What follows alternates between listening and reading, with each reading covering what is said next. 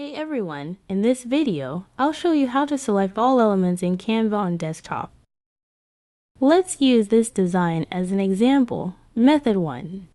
To select all elements in your design, press the Ctrl key and the letter on your keyboard at the same time.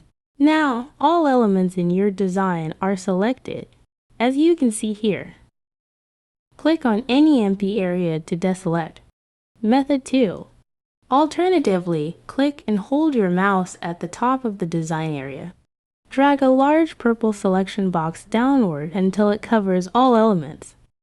Release the mouse, and all elements within the box will be selected. Once selected, you can resize, reposition, or group all elements together. And that's it. If this helped, give this video a thumbs up and subscribe to the channel. Thanks for watching.